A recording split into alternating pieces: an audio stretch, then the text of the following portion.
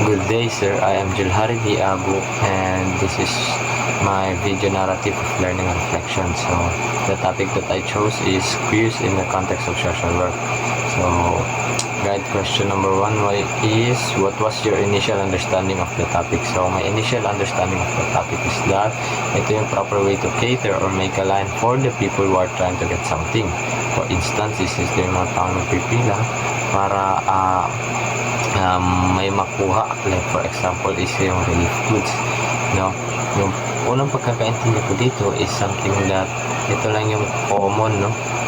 Common na ginagawang pagpila sa mga barangay or saan pa man yan, sa mga programs, but yung maintindihan ko na meron pala itong proper way to make it a fair, no? Para sa lahat na nakapila, like for example, may sinusunod dito na unang-una yung pagpa-prioritize sa mga matatanda, sa may mga kapansanan, sa mga buntis, and also yung mga in-need talaga ng tulong na kanila matatanggap. So, next question is, how does the topic connect to your personal experience or belief? So, for me, na-experience ko yung during bagyo ng Paeng, no? Bagyong Paeng, na kung saan yung tulong galing sa barangay is na naipangako sa amin dumating din naman. Ngunit nung pumila kami, no, hindi maiwasan yung mga sumisingit, no? At yung nakakainis pa dito, kasi kahit na may listahan na kaming dala-dala, meron ng lista, nakalista na yung mga pangalan namin, is hindi pa rin nagmatter yun kasi nga, like yun for example, ganun, mga kakilala or malakas doon sa barangay, no? So nakakuha rin naman kami, no? For the meantime, nag-antay lang kami ng mga ilang minuto, like for example mga 30 minutes, ganun.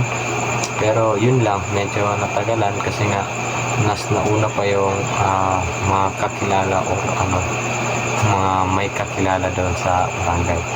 So ang mahirap lang doon is yung iba na mga nandun din sa pila, ngunit naupusan ng ng marireceive kasi nga yun nga, may mga nauna sa kanila nakasingit. So yun yung personal experience ko, no? Patungkol dito sa topic na cues.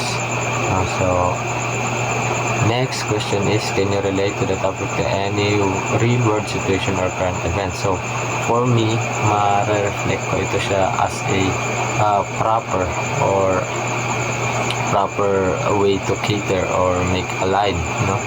Listing for some beneficiaries is yung libreng tuli na nangyayari sa amin tuwing summer or bakasyon, no? Dito sa aming barangay. Kasi nga dito sa pag-usapang tuli, syempre yung mga willing lang talagang pumupunta, and also yung nakaraang linggo pa lang niya or yung naunang linggo niya pa lang is nagpapagawa na ng listing kaagad. So for that, so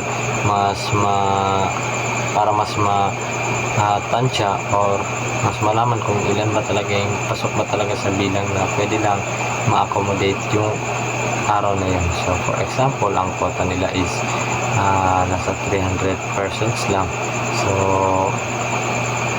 dapat 300 lang yun talaga kasi makakulangin doon sa mga gamit, like for example is yung mga anesthesia and other things. So yun nga, nung may mga patuloy na libreng tuli dito is doon makikita mo talaga yung proper way ng paggamit ng pagpila ng tama, no? So syempre walang singitan, walang kuan, kung meron mang missing doon sa pangalan ng listing, like for example itong si Pedro, nakalista yung pangalan niya pero hindi siya pumunta, siguro nag-back out kasi natakot, pwede mag-antay yung mga iba pang hindi naman nakalista doon ng pangalan for them na baka magkaroon ng chance, no? Like for example, may natira pang mga kagamito, pwede ko sila ma-accommodate ng mga nurses o mga sundalo na gusto masagawa ng pagtulog. So yun, doon ko na-observehan yung pinaka-proper way ng cues, no? Na nakita ko sa aking community. So, next is, what were the interesting or surprising things that I've learned in this topic? So, for me is that yung mga essential features, no, ng queues. Its fundamental organizing process such as waiting lists, task scheduling, resource allocation, and more. So, itong mga bagay na nabanggit ko, it gives or ensures fairness, no, efficiency, and yung proper execution ng mga tasks and services na binibigay sa ating community. So, like, parang parang realization, no, na dito pala sa ganito palang system, no, is mas mabibigay natin ng full support or full service natin sa mga mamamayan, sa mga tao, if mapafollow lang ng tama. So, next is, how have these insights impacted your perspective or understanding? So, for me, hindi lang pala basta pila lang yung queue na tinatawag, no? May proper execution and things na dapat i-consider para masagawa ito ng tama. So, it also it helps me to understand some of things na na-experience ko na or na-obserbahan ko na sa aming community. No, kung bakit may mga taong nauna sa linya kahit mas may naunang pumila, no? Kung bakit mayroong palang mga mayroong palang sinusunod na sistema, no? Kaya ganun, like hindi pala siya nakapagpila, hindi siya pwedeng pumila or wala siya sa listing kasi nga siya ay may kapansanan, nasa bahay lang siya. So, baka may mga reasons na ganun. So, ngayon naiintindihan ko na, no?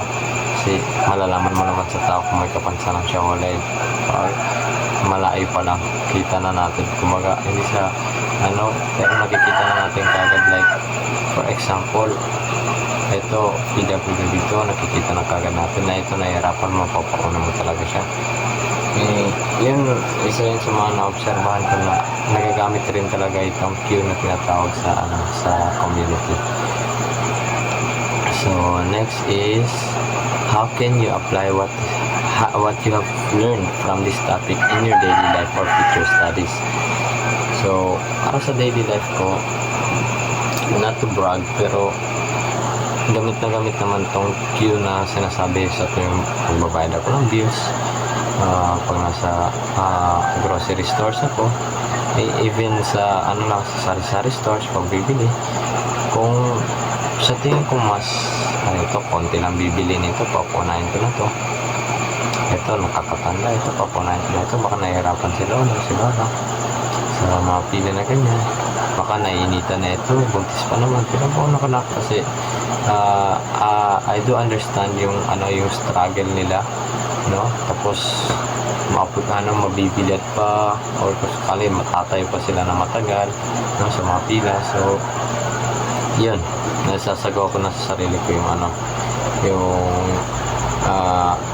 topic na yun na natakil.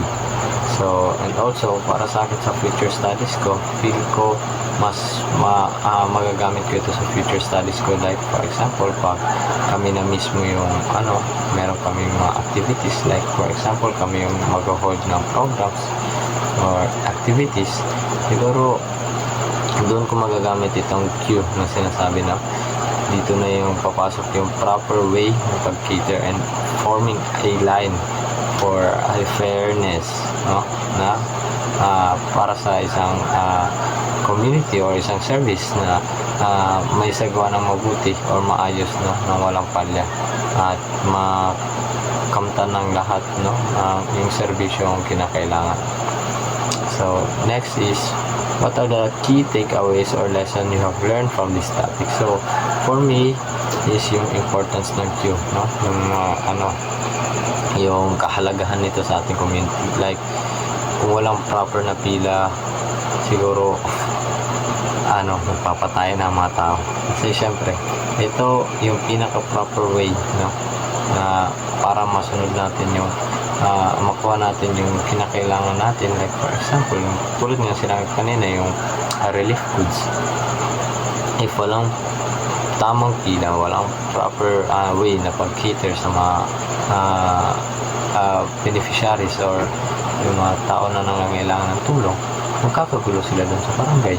So, malaking chance pa na magkasakitan sila. So, yun yung isa sa mga pinaka takeaways or lessons na natutunan ko sa topic na ito, no?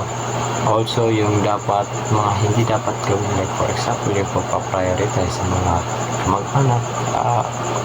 For me, parang alam ko na rin to nung before pa ma-topic ito, pero parang mas nabigyang diin lang na yung ganun is mali talaga, improper talaga, at nakakasira ng fairness ng katulad nga ganun na sinabi ko sa pila na biglang may sisingit dahil nga may kakilala o kilala siya doon sa barangay na yun.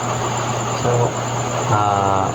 for me, yun talaga yung pinaka natutunan ko sa lesson or topic na ito is yung importance ng queue. So yun lang po, maraming salamat.